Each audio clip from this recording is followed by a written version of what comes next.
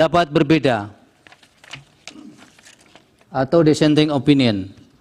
Terhadap putusan Mahkamah Konstitusi aku terdapat pendapat berbeda atau dissenting opinion dari 3 orang hakim konstitusi, yaitu Hakim Konstitusi Saldi Isra, Hakim Konstitusi Eni Nurbaningsih, dan Hakim Konstitusi Arif Hidayat sebagai berikut.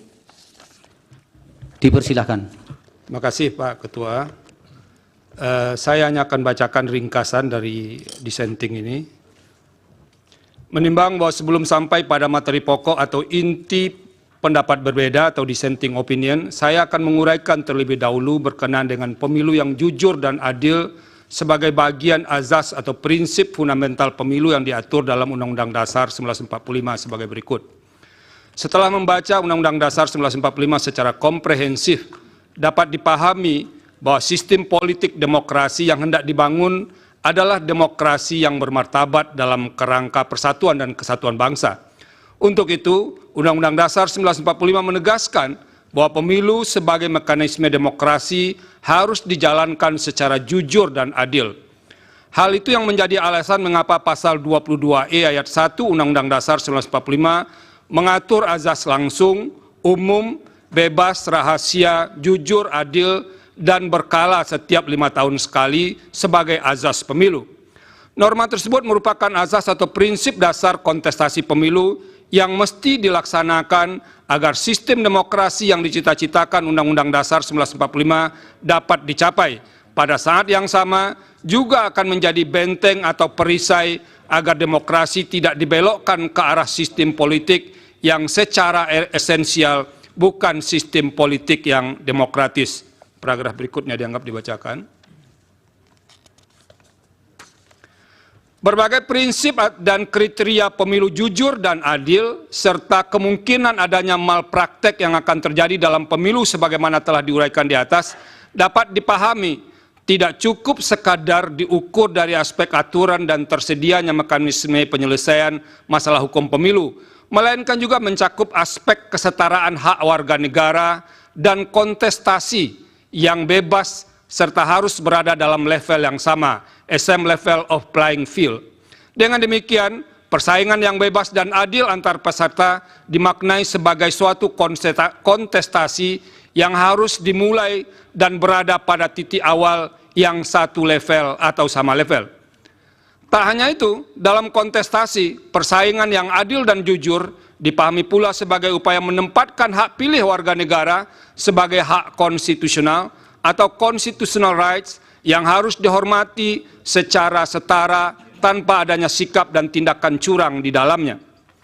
Berdasarkan kerangka teori sebagaimana diulas di atas, maka konsep pemilu jujur dan adil yang dikehendaki Undang-Undang Dasar 1945 dapat dibagi menjadi 2, yaitu pemilu jujur dan adil secara prosedural, serta pemilu jujur dan adil secara substansial. Selanjutnya dianggap dibacakan. Melampaui batas keadilan prosedural, azas jujur dan adil dalam pasal 22E ayat 1 Undang-Undang Dasar 1945 tidak hendak berhenti pada batas keadilan prosedur semata. Jujur dan adil dalam norma konstitusi tersebut menghendaki sebuah keadilan substantif. Bila mana hanya sebatas keadilan prosedural, azas pemilu jujur dan adil dalam Undang-Undang Dasar 1945 tersebut tidak akan pernah hadir. Sebab pemilu pada masa Orde Baru pun berjalan memenuhi segala prosedur yang ada, yang dilaksanakan memenuhi standar mekanisme yang ditentukan dalam Undang-Undang Pemilu ketika itu. Namun secara empirik, pemilu Orde Baru tetap dinilai curang, karena secara substansial pelaksanaan pemilunya berjalan dengan tidak fair, baik karena faktor pemihakan pemerintah pada salah satu kontestan pemilu, maupun karena faktor praktek penyelenggaraan pemilu yang tidak memberi ruang kontestasi yang adil bagi semua kontestan pemilu. Oleh karena itu, azas jujur dan adil dalam norma pasal 22E ayat 1 Undang-Undang Dasar 1945 menghendaki sebuah keadilan dan kejujuran pemilu yang lebih material. Jujur dan adil yang dikehendaki bukan hanya sekadar sikap patuh pada aturan, melainkan sikap tidak berlaku curang, tidak berbohong, dan tidak memanipulasi atau memanfaatkan celah hukum atau kelemahan aturan hukum yang ada untuk melakukan tindakan yang secara esensial merupakan praktek curam dalam sebuah kontestasi. Artinya, jujur dan adil dalam pemilu yang diinginkan konstitusi mencapai sesuatu yang bersifat hakiki dari arti kejujuran keadilan itu sendiri. Dalam arti, ukuran kejujuran dan adil bukan sebatas melihat dari sisi formalitas prosedural hukum, melainkan juga mencakup aspek yang berada di atas hukum, yaitu etika in casu etika dalam kontestasi pemilu. Etika dimaksud meliputi aspek bagaimana aturan main pemilu dirumuskan, proses pelaksanaan yang tunduk pada sikap jujur dari semua pihak, dan kehendak untuk menahan diri oleh semua pihak untuk tidak memanfaatkan kelemahan hukum pemilu untuk berlaku curang. Pemilu jujur dan adil sesuai dengan kehendak konstitusi adalah pemilu yang diikuti dengan sikap penuh ketulusan dan tidak berbohong, tidak curang, dan tidak memanipulasi dengan jalan apapun. Pemilu jujur dan adil adalah pemilu yang diikuti dengan sikap apa adanya, di mana antara pemilih dan calon yang dipilih sama sekali tidak terikat oleh sebuah praktek transaksi politik yang tidak didasarkan pada sikap dan tindakan yang mencederai kejujuran dan keadilan pemilu, sehingga bermuara pada rusaknya pemilu yang berintegritas. Menimbang bahwa berkenaan dengan semangat untuk mewujudkan azas jujur dan adil tersebut, sebagaimana telah ditegaskan dalam putusan akuo dan telah dipraktekkan serta menjadi pendirian sejak memutus perselisihan tentang hasil pemilu presiden dan wakil presiden 2004, Mahkamah tidak hanya memutus sebatas angka-angka statistik semata. Apabila Mahkamah dipasung dan dibatasi itu hanya menilai atau memeriksa angka semata, sama saja dengan menurunkan derajat amanah konstitusi dalam menjaga nilai-nilai konstitusi atau constitutional values dan prinsip-prinsip demokrasi, democratic principles. Secara empirik, Mahkamah tidak membatasi diri untuk hanya memeriksa dugaan kesalahan penghitungan atau perbedaan selisih suara semata. Dalam hal ini, untuk mewujudkan roh pasal 24 ayat 1 Undang-Undang Dasar 1945, dalam menyelenggarakan peradilan guna menegakkan hukum dan keadilan, Mahkamah tidak memasung dirinya dengan tafsir sempit, hanya sebatas angka. Jikalau Mahkamah memasung dirinya hanya sebatas angka, upaya mewujudkan pemilu berintegritas tidak ubahnya seperti mencari jarum dalam tumpukan jerami. Oleh karena itu, perdebatan perihal apakah Mahkamah hanya berwenang untuk memeriksa perselisihan angka saja harus diakhiri. Sebagai peradilan konstitusi, Mahkamah akan terus dan harus terus berfokus pada memeriksa berbagai persoalan yang dapat memengaruhi hasil pemilu. Selain itu, saya menyadari konstrain waktu dalam proses pembuktian dalam persidangan perselisihan hasil pemilu presiden dan wakil presiden sangat terbatas dan relatif sangat singkat. Oleh karena itu, sebagai seorang hakim saya memandang bahwa karakteristik pembuktian tersebut harus ditempatkan dalam kerangka untuk memberikan atau menumbuhkan keyakinan hakim dengan menggunakan standar yang tidak mungkin disamakan dengan pembuktian material yang ketat menggunakan prinsip beyond a reasonable doubt. Namun demikian, hakim tidak boleh memutus tanpa adanya dasar bukti sama sekali.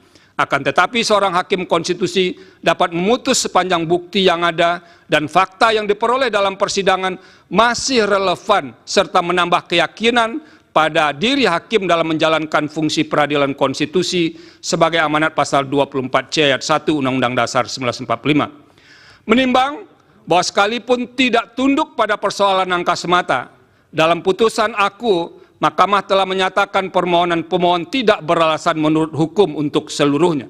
Terhadap pertimbangan hukum Mahkamah dalam menanggapi dalil-dalil pemohon, pada pokoknya saya memiliki posisi hukum serupa pada sebagian isu tersebut, terkecuali untuk beberapa persoalan yang menjadi tumpuan perhatian saya, termasuk sebagian argumentasi dalam permohonan. Ada dua hal yang membuat saya mengambil haluan untuk berbeda pandangan dengan pendapat mayoritas majelis hakim, yaitu dalam satu, persoalan mengenai penyaluran dana bantuan sosial yang dianggap menjadi alat untuk memenangkan salah satu peserta pemilu presiden dan wakil presiden. Dua, perihal keterlibatan aparat negara, pejabat negara, atau penyelenggara di sejumlah daerah Karena tidak mudah untuk membelahnya secara tegas, kedua masalah tersebut akan diuraikan secara berkelindan sebagai berikut. Bahwa pemohon mendalilkan persoalan di atas dalam uraian yang tersebar dalam sebagian besar permohonan, tanpa bermaksud menyederhanakan permasalahan tersebut, melainkan mempermudah dalam menjawab dalil permohonan. Saya tidak akan menanggapinya dengan memperinci setiap uraian dalil dalam permohonan. Saya mengambil inisiatif untuk menanggapi dalam dua bahagian besar. Pertama, melihat aspek dalil dan fakta yang dikemukakan secara konkret dan spesifik, kemudian melihatnya secara umum dalam konteks pengelolaan anggaran negara dan pelaksanaan program pemerintah dalam kurun waktu yang berdekatan dengan penyelenggaraan pemilu.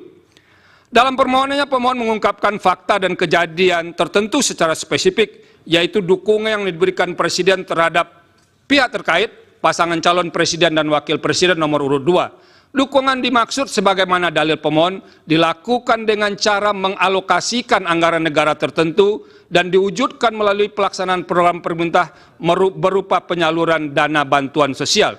Ditambahkan oleh pemohon, salah satu mekanisme penyaluran dana bantuan sosial dilakukan dan atau dikemas beriringan dengan kunjungan kerja Presiden ke beberapa daerah.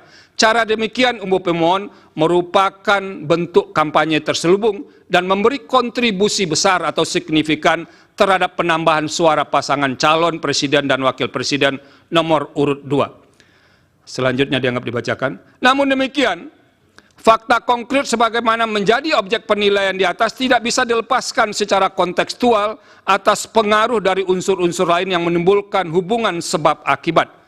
Sebagaimana membaca teks, maka membaca tidak hanya melihat pada huruf mati yang ada di hadapannya, melainkan harus pula mengetahui latar belakang susunan kata dan kalimat untuk dapat memahami makna dari teks dimaksud. Begitu pula halnya dengan membaca sebuah peristiwa. Kejadian itu tidak mungkin berdiri sendiri tanpa ada peristiwa lain yang memengaruhinya. Oleh karena itu, saya akan menilai dalil yang diutarakan pemohon mengenai penyaluran dana bantuan sosial yang dikaitkan dengan pengaruhnya bagi penambahan suara pasangan calon yang mendapat dukungan Presiden secara kontekstual. Hal ini pun sejatinya yang menjadi pertimbangan mahkamah secara umum dengan mengambil inisiatif untuk memanggil dan meminta keterangan beberapa menteri dalam persidangan. Saya percaya mahkamah pun ingin menggali lebih dalam terhadap dalil-dalil dan fakta yang diungkapkan oleh pemohon dan memeriksa silang dalil tersebut kepada pihak yang berwenang berkenaan dengan penyaluran dana bantuan sosial dikaitkan dengan unsur-unsur lain yang menimbulkan relasi sebab akibat. Ada beberapa hal penting yang menjadi pertimbangan saya terkait dengan isu penggunaan bantuan sosial untuk menilainya dalam konteks yang lebih umum, yaitu mengenai hakikat keuangan negara atau anggaran negara dan tugas pemerintahan serta pelaksanaan program pemerintah yang diimplementasikan berhimpitan dengan waktu penyelenggaraan pemilu, inkasu tahap kampanye dan pemungutan suara. Yang menjadi persoalan besar dalam kaitan antara penggunaan uang dalam pemilu adalah berkenaan dengan sumber dana tersebut. Jikalau uang yang digunakan peserta pemilu bersumber dari keuangan publik atau anggaran negara, maka derajat persoalan yang harus dihadapi akan bertambah berkali lipat. Sebab penggunaan keuangan negara yang tidak sesuai dan dapat diartikan sebagai penyalahgunaan kekuasaan. Padahal secara konstitusional, hakikat keuangan negara harus dipergunakan bagi kepentingan umum yang sebesar-besarnya kemakmuran rakyat. Pasal 23 ayat 1 Undang-Undang Dasar 1945, tanpa boleh ditunggangi untuk kepentingan yang bersifat pribadi maupun segelintir kelompok. Selanjutnya dianggap dibacakan. Dalam konteks penyelenggaraan pemilu presiden dan wakil presiden tahun 2024, program pemerintah tidak sepenuhnya dapat dilekatkan dengan aspek teoritis dalam konsep political budget cycle, sebab tidak terdapat petahana dalam pemilihan presiden dan wakil presiden.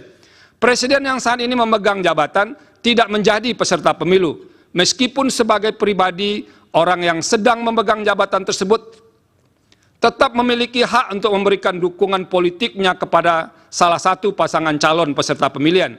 Konsekuensinya, ia juga diberi dan memiliki kesempatan untuk melakukan kampanye dalam rangka mempengaruhi pemilih untuk memberikan suaranya kepada pasangan calon yang didukungnya. Akan tetapi, dukungan tersebut semestinya adalah dalam kapasitasnya sebagai pribadi, dan bukan sebagai pemegang kekuasaan pemerintah yang masih harus menyelesaikan program-program pemerintahannya.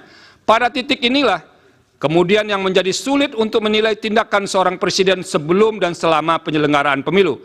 Dalam hal ini, orang yang memegang jabatan tertinggi di jajaran pemerintahan tersebut dapat saja berdalih bahwa percepatan program yang dilakukannya adalah dalam rangka menyelesaikan program pemerintahan yang akan habis masa jabatannya.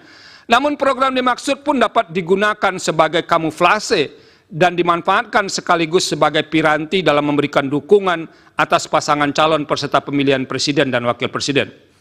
Dalam upaya menilai dan memutus persoalan ini, dengan memeriksa secara saksama bukti-bukti yang disampaikan oleh para pihak dalam persidangan, ditambah dengan keterangan yang disampaikan oleh para menteri, fakta persidangan menunjukkan bahwa aturan prosedural pengelolaan anggaran negara telah dilalui secara patut dan layak sehingga dalam proses dan tata kelola tidak mengindikasikan ada kesalahan administrasi. Namun demikian, tugas utama seorang hakim adalah memutus perkara yang diajukan ke hadapannya secara adil. Selain itu, hakim harus menemukan kebenaran sesuai dengan fakta dan didukung oleh bukti yang meyakinkan. Dalam menjalankan kewenangan untuk memutus perselisihan hasil pemilu presiden dan wakil presiden, pemeriksaan persidangan yang dilakukan mahkamah didominasi oleh karakteristik untuk melakukan penilaian terhadap fakta atau judek faksi. Terlebih apabila dalam dalil-dalil yang diajukan pemohon mengemukakan argumentasi atas terjadinya pelanggaran pada aturan pemilu, fakta tersebut pun sedapat mungkin diukur berdasarkan norma dalam aturan hukum pemilu. Saya meyakini bahwa tidak ada hukum, saya meyakini bahwa tidak ada aturan hukum yang sempurna, terlebih sempurna, kecuali hukum yang dibuat oleh Yang Maha Kuasa. Aturan hukum yang disebut amat lengkap dan mengatur secara rinci setiap tindakan manusia hanyalah klaim dari pembentuknya semata. Senantiasa akan ada dan ditemukan celah aturan hukum dan kemudian dapat dimanfaatkan untuk memenuhi kepentingan pribadi dan terlindung dari ancaman pelanggaran norma hukum. Begitu pula halnya dengan hukum pemilu. Ada celah hukum dalam hal aturan mengenai penggunaan anggaran negara melalui pengejawantahan program pemerintah pada masa yang berdekatan atau berhimpitan dengan penyelenggaraan pemilu. Di samping itu, pada kasus pemilu presiden dan wakil presiden tahun 2024 pun terdapat kekhususan dalam hal posisi presiden yang bukan berstatus sebagai petahana, bukan menjadi pihak yang terlibat sebagai peserta pemilu, melainkan sebagai pihak yang dinilai memberikan dukungan terhadap salah satu pasangan calon. Hal ini memicu pandangan kritis yang disampaikan oleh sebagian kelompok masyarakat. Dampak yang dikhawatirkan adalah peserta pemilu tidak bermain pada lapangan kontestasi yang sama.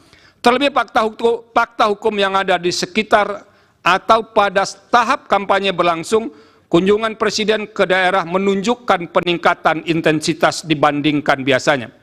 Faktor yang mendukung hal tersebut antara lain adalah keadaan adanya celah aturan hukum dalam undang-undang pemilu yang berpeluang dimanfaatkan. Perumpamaan kondisi demikian ibarat banyak orang melihat asap mengepul membubung tinggi, tapi tiada satu pun yang dapat menemukan titik api yang menjadi sumber asap itu. Pada titik inilah moralitas atau etika memainkan peran penting agar tidak memanfaatkan celah atau kekosongan aturan hukum, legal loopholes. Bagaimanapun dampak dari dukungan tersebut kepada salah satu peserta pemilu menyebabkan ketidaksetaraan peserta dalam kontestasi perebutan suara rakyat.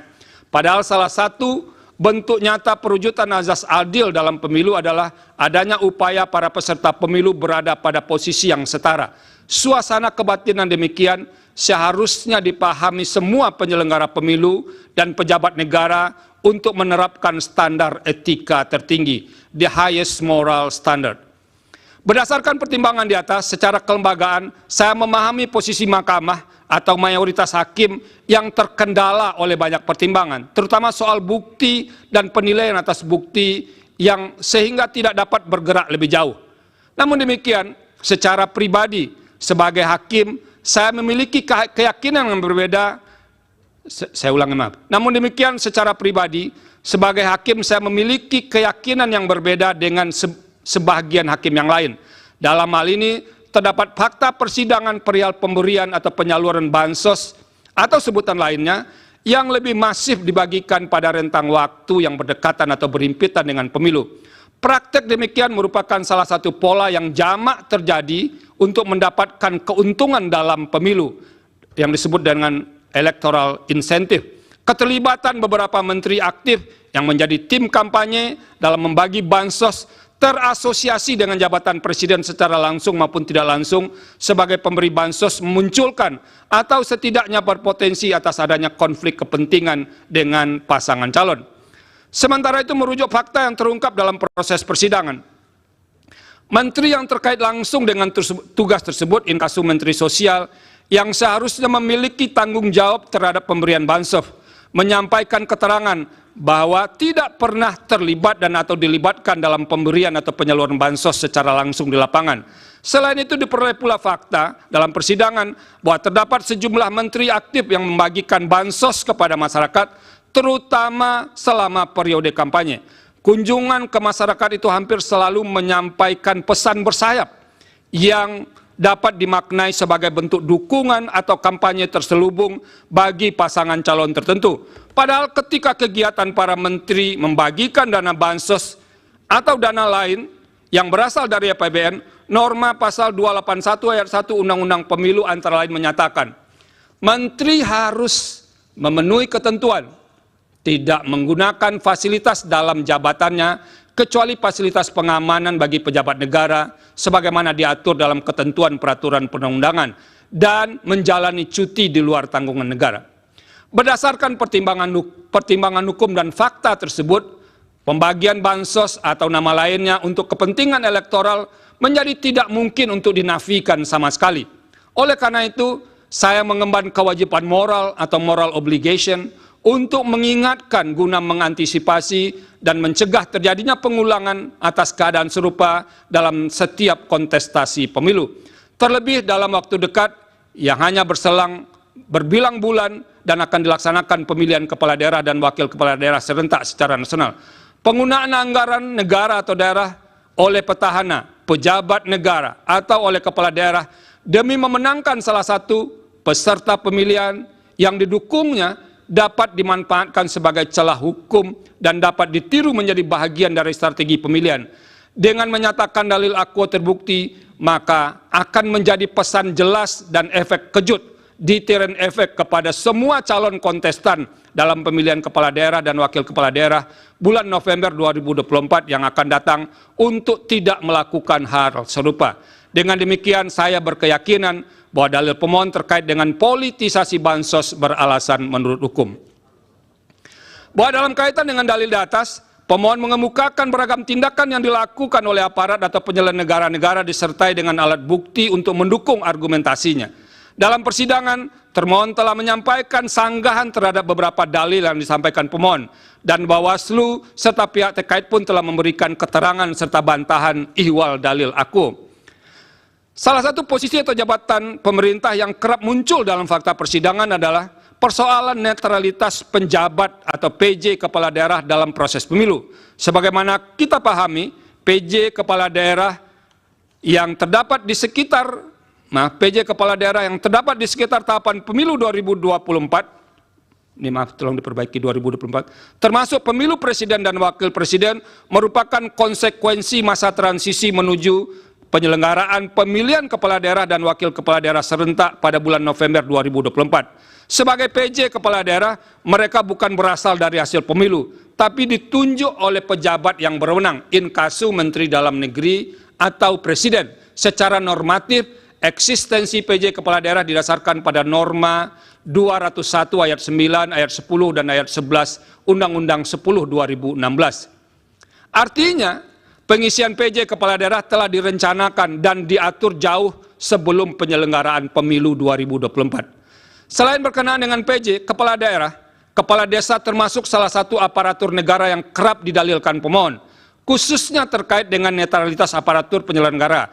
Ikhwal hal tersebut didasarkan pada fakta di persidangan, terdapat banyak laporan kepada pengawas pemilu terkait dengan netralitas PJ kepala daerah, karena dinilai memihak kepada salah satu pasangan calon. Selain itu, pengerahan kepala desa pun menjadi fakta yang dilaporkan dan juga muncul di persidangan. Setelah membaca keterangan Bawaslu dan fakta yang terungkap di persidangan, serta mencermati alat bukti para pihak secara saksama, saya menemukan bahwa terdapat masalah netralitas PJ kepala daerah dan pengerahan kepala desa yang terjadi, antara lain di Sumatera Utara, Jakarta, Banten, Jawa Tengah, Kalimantan Barat, dan Sulawesi Selatan. Adapun bentuk ketidaknetralan PJ kepala daerah diantaranya berupa penggerakan ASN, pengalokasian sebagian dana desa sebagai dana kampanye, ajakan terbuka untuk memilih pasangan calon yang memiliki komitmen untuk melanjutkan IKN, pembagian bantuan sosial atau bantuan lainnya kepada para pemilih dengan menggunakan kantong yang identik dengan identitas pasangan calon tertentu, penyelenggaraan kegiatan massal dengan menggunakan baju dan kostum yang menonjolkan keberpihakan kepada pasangan calon tertentu, pemasangan alat peraga kampanye di kantor-kantor pemerintah daerah, serta ajakan untuk memilih pasangan calon di media sosial dan gedung milik pemerintah. Selain soal netralitas PJ kepala daerah, terungkap juga sebagai fakta di persidangan adanya pengerahan atau mobilisasi kepala desa antara lain seperti di Jakarta dan di Jawa Tengah. Berbagai bentuk ketidaknetralan tersebut telah dilaporkan kepada Bawaslu dan sebagiannya terbukti. Terhadap laporan yang terbukti tersebut, Bawaslu telah merekomendasikan kepada instansi terkait seperti Komisi Aparatur Sipil Negara untuk menindaklanjuti karena terbukti melanggar peraturan perundang-undangan lainnya. Berkaitan dengan ketidaknetralan tersebut, KSN pernah merilis hasil survei pada Desember 2023 yang menunjukkan bahwa sebagian PJ kepala daerah dinilai belum optimal dalam pengawalan netralitas ASN. Salah satu penyebab utamanya adalah intervensi politik sehingga membuat ASN melanggar netralitas. Sementara itu sebagian laporan yang disampaikan kepada Bawaslu dinilai tidak terbukti karena tidak memenuhi syarat formil atau material. Namun Bawaslu tidak memberitahu kekurang lengkapan syarat dimaksud. Hal demikian sebenarnya dapat dipandang sebagai cara Bawaslu menghindar untuk memeriksa substansi laporan yang berkenaan dengan pelanggaran pemilu. Meskipun demikian, saya berkeyakinan bahwa telah terjadi ketidaknetralan sebagian PJ kepala daerah, termasuk perangkat daerah, yang menyebabkan pemilu tidak berlangsung secara jujur dan adil. Semua ini bermuara pada tidak terselenggaranya pemilu yang berintegritas. Dengan demikian, dalil pemohon aku beralasan menurut hukum. Menimbang bahwa berdasarkan seluruh pertimbangan hukum di atas, dalil pemohon sepanjang berkenaan dengan politisasi bansos dan mobilisasi aparat atau aparatur negara, penyelenggara negara adalah beralasan menurut hukum. Oleh karena itu, demi menjaga integritas penyelenggaraan pemilu yang jujur dan adil, maka seharusnya Mahkamah memerintahkan untuk melakukan pemungutan suara ulang di beberapa daerah sebagaimana yang disebut dalam pertimbangan hukum di atas. Terima kasih. Yang Mulia, Prof. Eni. Terima kasih.